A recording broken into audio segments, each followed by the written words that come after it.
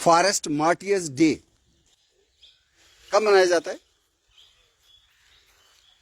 और क्यों मनाया जाता है? ये तो पहली बात है कि आपके कैंपस में जब ये फॉरेस्ट मार्टियर्स मेमोरियल है ना, तो हम सबको ये नॉलेज होना चाहिए कि ये डेट कौन सी है और ये डेट क्यों चुनी गई, खास बात क्या है।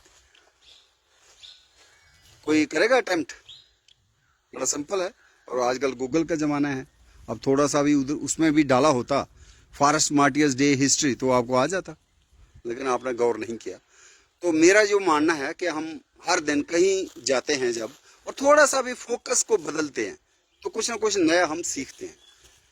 तो बेशक मेरे पास ज़्यादा टाइम नहीं है, निकलते हुए मैंने सोचा इस एक तो अपने तरफ से मैं अपने श्रद्धा सुमन एक किस्म की रिस्पेक्ट्स मार्टियर्स को, जो noble souls who departed while carrying out the noble cause of protecting the forest, है ना, कोई मिलिटेंसी के दौर में, कोई स्मगलिंग को रोकने के। तो ये जो फॉरेस्ट मार्टियर्स डे है कब मनाया जाता है? 11 सितंबर को मनाया जाता है। पहले आप बोले नहीं जब मैंने पूछा। 11 सितंबर। और क्यों 11 सितंबर को मनाया जाए, अब इसका जवाब दे दीजिए एनीबॉडी। 11 सितंबर को क्यों चुना? जैसे 26 जनवरी आने वाली है, जिसको हम कहते हैं इंडियन रिपब्लिक डे। उस दिन हिंदुस्तान रिपब्लिक बना। रिपब्लिक क्या होता है? जिसमें अपना कॉन्स्टिट्यूशन के हिसाब से हम अपनी गवर्नेंस को अंजाम देते हैं। तो वो जो हमारा कॉन्स्टिट्यूशन था तैयार तो नवंबर में हो गया था, इसलिए हम वो डे भी मनाते हैं, कॉन्स्टिट्यूशन डे। वो नवंबर में आता है, 26 नवंबर। लेकिन हम 26 जनवरी तक इंतजार करते रहे। क्यों इंतजार करते रहे? क्योंकि 26 जनवरी 1930 को हमने पहली बार रावी के किनारे वो झंडा चढ़ाया था। तो इसलिए उस डेट की एक सेंटिटी रही, और इसलिए हम इंतजार करते रहे। नवंबर में हमने रिपब्लिक डे नहीं मनाया, 26 जनवरी 1950। तो उसमें दो आर्टिकल्स हैं, दो उसमें, जिसमें एनवायरनमेंट की बात होती है।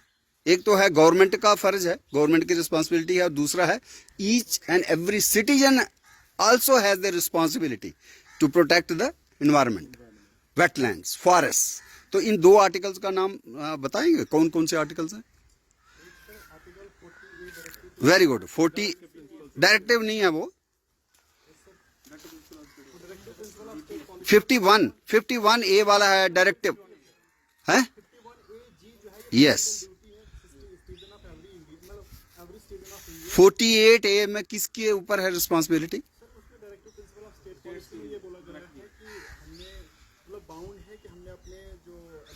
नहीं, रिस्पॉन्सिबिलिटी किसको दिया हुआ कि किसको to take care of protection of forest और एनवायरनमेंट? ना 48 ए में गवर्नमेंट का, गवर्नमेंट जो मशीनरी है ना, जो डिपार्टमेंट है, क्यों कर रहा है department of forest, ecology, environment, remote sensing? Constitution में भी लिखा था। हमारे फोर फादर, जब इतनी परेशानी शायद एनवायरनमेंट की नहीं थी, क्लाइमेट चेंज की कोई इतनी ज्यादा मारामारी नहीं थी, तब भी वो लिख के गए। क्या उनका विजन था 48 ए में? और उन्होंने फिर साथ में ही जोड़ा 51 ए जी में भी जोड़ा कि each citizen also has the responsibility. ये मस्ट सारा के सारा don't leave it to the government, ठीक है ना। एक तो दो आर्टिकल्स, इनका सभी को नॉलेज होना चाहिए, ज्ञान होना चाहिए। गूगल में भी आप इसका कर सकते हैं जी, आपकी टिप पे होने चाहिए 48 ए और दूसरा 51 ए जी। तो मैं बात कर रहा था फॉरेस्ट मार्टियर्स डे 11 सितंबर क्यों चुना गया, इसका जवाब आया नहीं एनीबॉडी। ये भी आपको एक लेसन है कि जब आपको कोई क्वेश्चन क्वेरी हो तो please feel enthusiastic to reply, जवाब देने के लिए। मैं चुप रहने से बेहतर है आप स्ट्रगल करें, तो माइंड की स्टरिंग होगी, और जो फिर मैं बताऊंगा वो फिर भूलेगा भी नहीं। तो चुप खामोश डोसाइल होके आपका ब्रेन फंक्शन नहीं करता है नॉर्मल, तो उसको भी थोड़ा सा कैटलाइज करना होता है, ताकि थिंकिंग के ऊपर स्ट्रेस देना होता है। हो सकता है आपको मालूम हो, बता सकते हो? ये बहुत इंपॉर्टेंट है। वाहिद एक हिंदुस्तान का एक मुल्क है और एक मिसाल है राजस्थान की। जब 11 सितंबर 1730, 18वीं सदी की बात है, तब खेजड़ी के दरख्तों को बचाने के लिए, वो क्या होता है खेजड़ी का दरख्त, जिसको बोलते हैं मेस्क्वाइट ट्री, और यूनाइटेड अरब अमीरात का ये क्या है, नेशनल ट्री। और राजस्थान ने इसको आज इंडिपेंडेंस के बाद 1950 के बाद इसको घोषित किया एज स्टेट ट्री। फिर जब तेलंगाना बना आंध्र प्रदेश से अलग होके, उसने भी इस स्टेट ट्री घोषित किया। किसको? खेजड़ी के ट्री को, जिसको हम बोलते हैं डोगरी में शमी, जंड, शमी हो गया संस्कृत का, शमी भी कहते हैं। और ये शनि ग्रह का भी ये जो है प्रकोप को शांत करता है, तो उस एंगल से भी सैटर्न जो है ग्रह जो होते हैं उसमें एक सैटर्न होता है, उसकी शांति के लिए भी इस पर्टिकुलर पेड़ को लगाने के लिए बोला जाता है, इसकी भी पूजा भी होती है। और ये पर्टिकुलर ट्री जो है 1730 11 सितंबर को पहली सैक्रिफाइस अमृतो देवी और लेडीज और कुछ उनके घर के लोग थे, जिन्होंने, जब राजा अभय सिंह था और उसने कहा था ये पेड़ काट के लाओ, वुड चाहिए थी, फ्यूल वुड, उनको भट्ठे में ईंटें बनानी थी।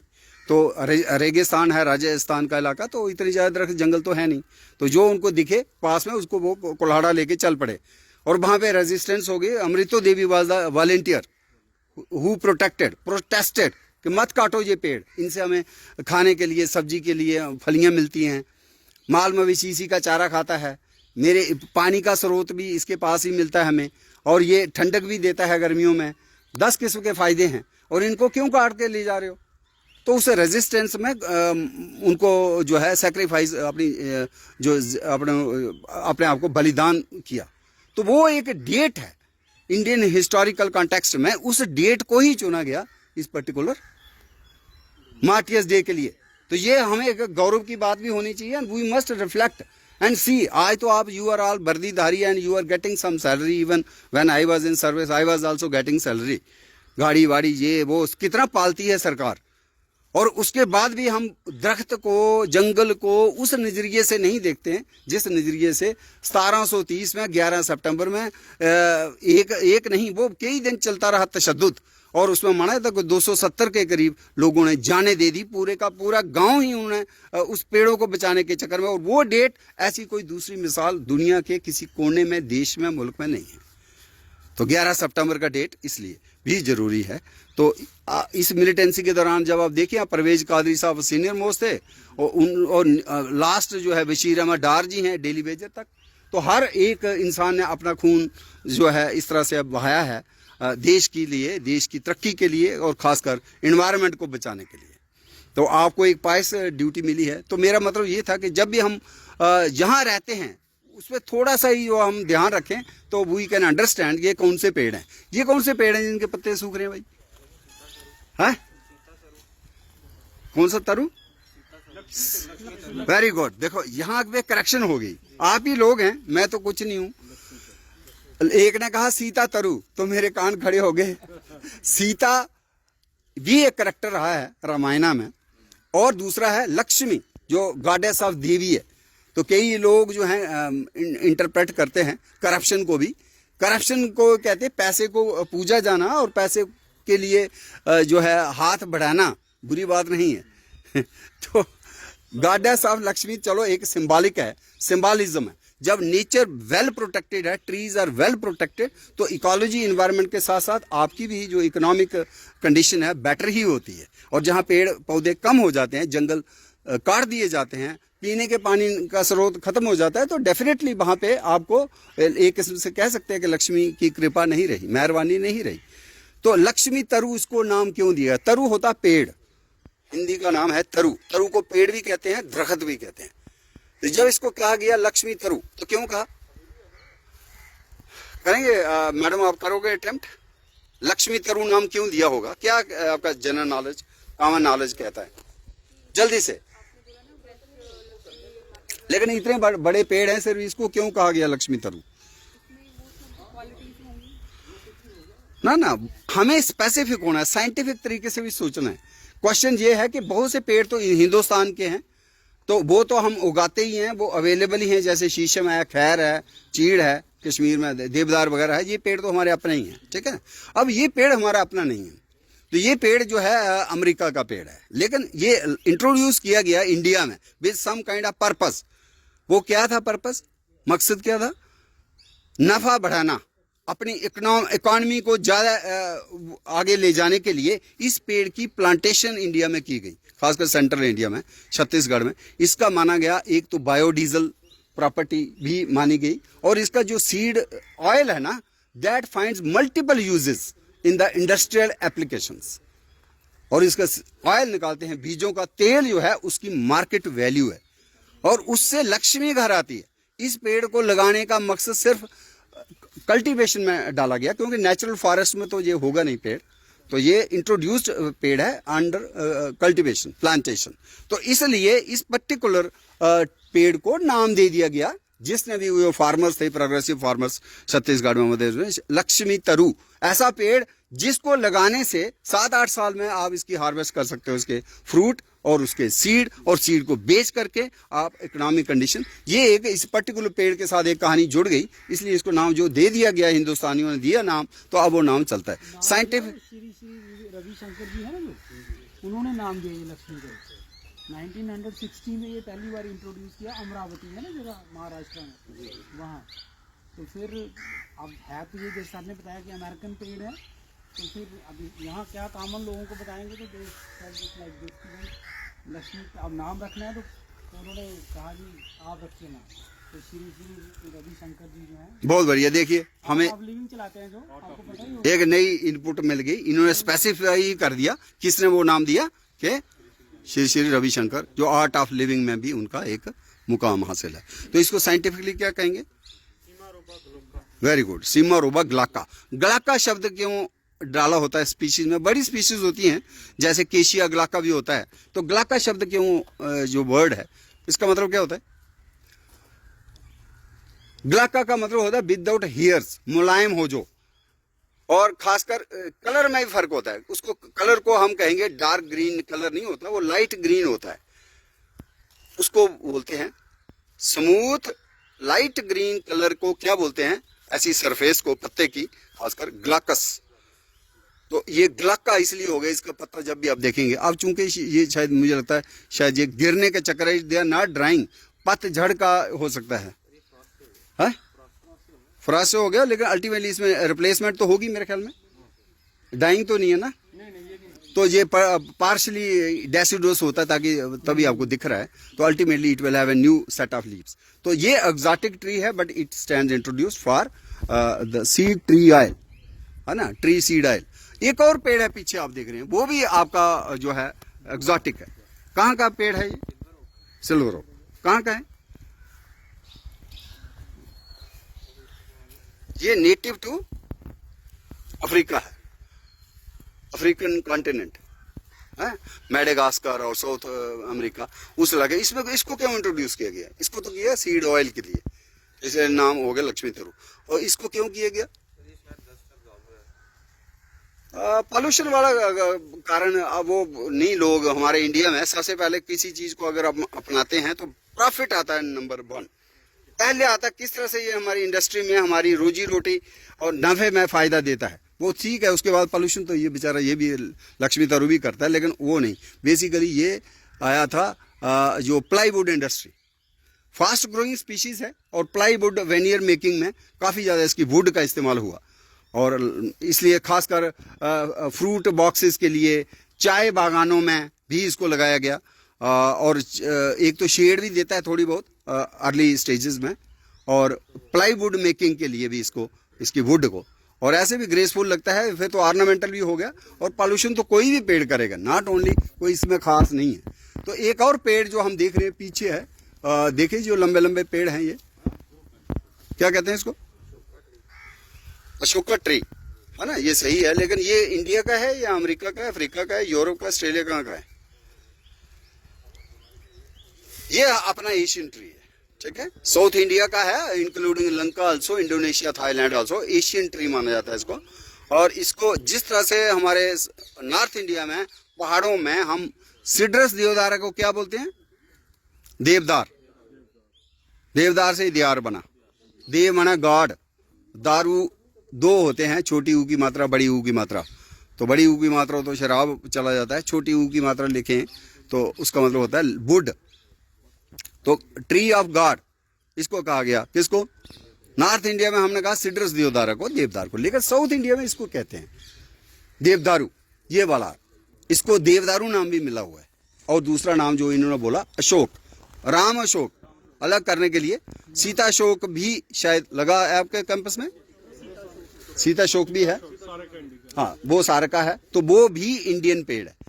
तो अभी तक हम जो इंडियन पेड़ आपके इस कैंपस में ग्रो कर रहे हैं उसमें थ्रेटेंड ट्री का एक नाम लीजिए जो ग्रो कर रहा है यहाँ पे, और that is threatened tree of India, और much revered tree, most beautiful decorative ornamental tree.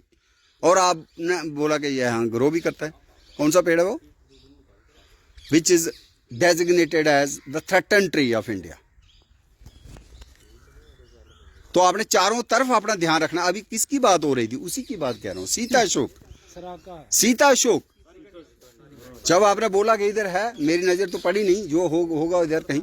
Sita Ashok क्या है, threatened tree of India, Hindustan का एक खतरे में वो स्पीशीज है। और वो अगर बची हुई है, कंजर्वेशन उसकी दो किस्म की कंजर्वेशन होती है। एक होती है जंगल में, वाइल्ड लाइफ सेंचुरी हम डिक्लेयर करते हैं, नेशनल पार्क हम इसलिए डिक्लेयर करते हैं, वहां पे हो रहा है, उसको क्या बोलते हैं, कौन सी कंजर्वेशन, इन सिटू। इन सिटू में उसके अपने घर में ही, जहां खुदा अल्लाह ताला ने, भगवान ने उसको जगह दी है, जन्म दिया है उस पेड़ को, देवदार को जंगल में कंजर्वेशन करें, उसको क्या बोलेंगे। और दूसरा जो मैं कह रहा हूं कि ये पेड़ जो है सारका इंडिका, जो सीता अशोक खतरे में है, जंगलों में कम हो गया, लेकिन फिर भी ये बचा हुआ है। कैसे बचा हुआ है, थ्रू एक्सेस सिटू कंजर्वेशन। मतलब it has been planted around temples, the other places of worship, even in school campuses, जैसे Dhumi forest guard training school campus में है, and in parks and gardens. तो उस तरह से भी कुछ पेड़ पौधे बचते हैं। तो सारका indica comes in that category which has been saved from extinction by way of access to conservation। ऐसे ही एक उस पेड़ का नाम लो जो बहुत दरख्त सबसे पहले वजूद में आए इस जमीन पे, धरती पे। स्पीशीज भी थ्रेटेंड है सर। हाँ, ये भी है, ये भी है। आपको ये क्या है, ओरोजाइलम इंडिकम कहते हैं इसको। ओरोजाइलम इंडिकम एक बिग्नोनिएसी एक फैमिली होती है, वो जो आपने देखा, हाँ, ये बहुत बढ़िया ट्री है ये भी। हाँ, इसके देखिए, इसको ऐसे डैबिल ट्री भी कहते हैं, ऐसे तो स्कॉलर इसको भी कहते हैं, बट इसको भी कहते हैं। साउथ इंडिया में तो डेफिनेटली इसको थ्रेटेंड मान लिया गया, लेकिन हमारे नॉर्थ इंडिया हिमालयाज में अभी ये वल्नरेबल कैटेगरी में ही है, भले बिल्कुल खतरे में नहीं है, अभी थोड़ा सा इसको वल्नरेबल, मतलब इसके ऊपर स्ट्रेस है और इसकी भी दिक्कतें हैं, मतलब ढंग के इसकी सीड सेटिंग में है, सीड जर्मिनेशन में प्रॉब्लम हो सकती है, पोल जो रिक्रूट नहीं होता properly, and many other factors. कहीं ना कहीं इस पॉपुलेशन, और सबसे बड़ी जरूरत है, एक खास बात है, फंगस होती है, मशरूम्स होती हैं, उसके साथ एक खास किस्म का इनका शादी कह लीजिए, रिश्ता कह लीजिए, जिसको बोलते माइकोराइजा, पढ़ा होगा आपने। तो इसकी एक खास माइकोराइजा है, एक खास किस्म के फंजाई के साथ, उसका नाम है कुछ स्पीशीज, उसका ओरोजाइली है। तो ये पर्टिकुलर पेड़ जो है, च्यवनप्राश, जो कभी बच्चों को हम देते ही हैं मार्केट से लाके, तो च्यवनप्राश का भी एक घटक है।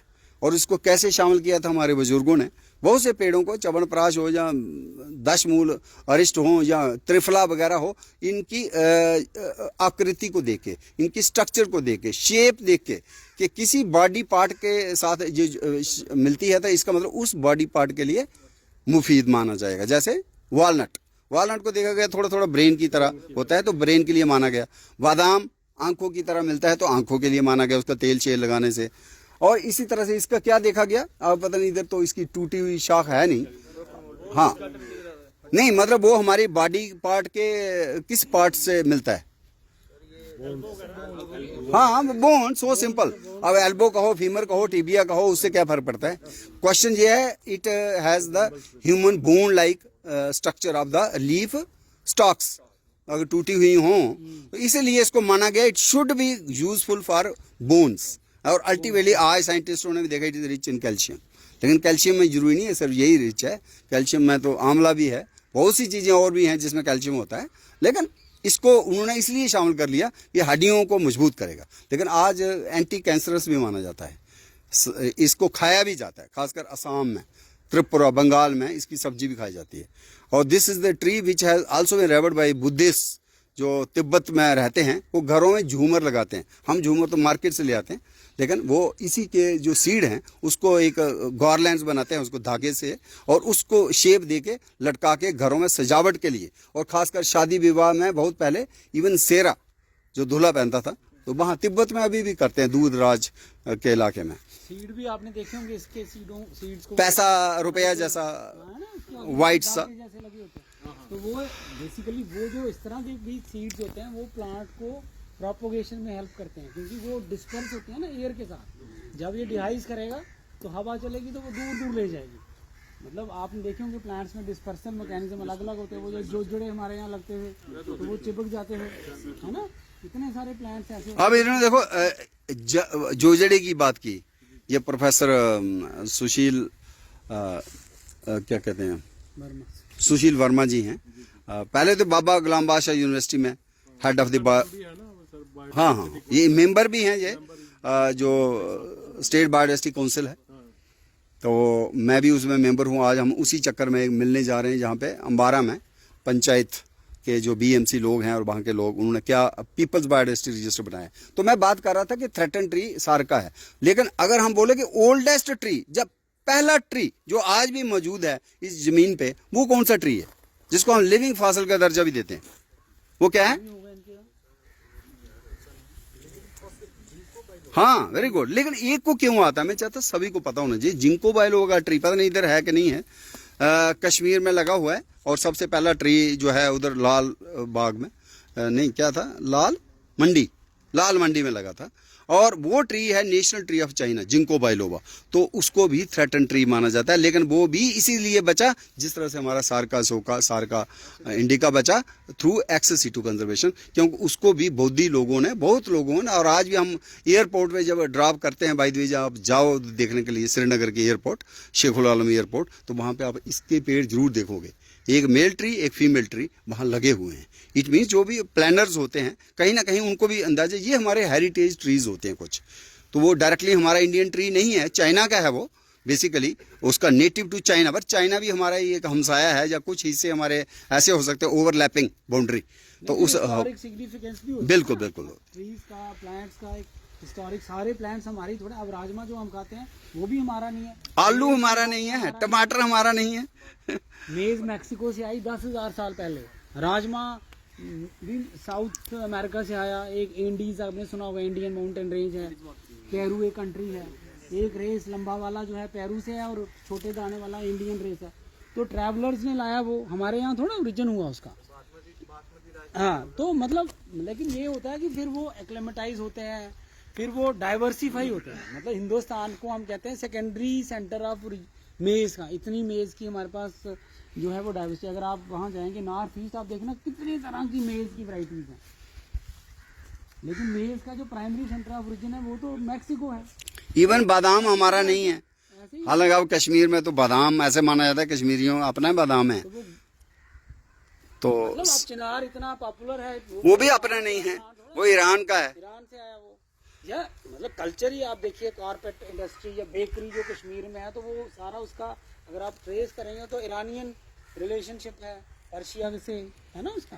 तो वो एक, अब जब जैसे जैसे लाइफ में प्रोग्रेस किया, लोग ट्रैवल करने लगे, तो दे ट्रांसफर दिस इंफॉर्मेशन, ये इंफॉर्मेशन भी फैलती है, तो अब तो सब चीज़ें ग्लोबल हो गई, ठीक है ना।